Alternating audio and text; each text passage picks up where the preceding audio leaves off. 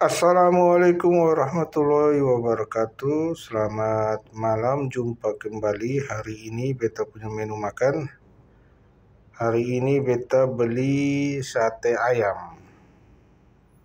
Jadi hari ini beta menu makannya sate ayam, tidak pakai nasi.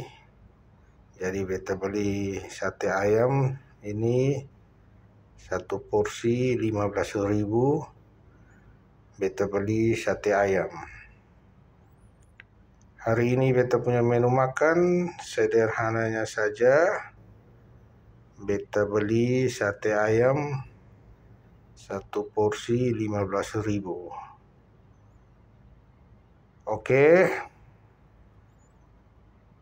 Mantap sekali.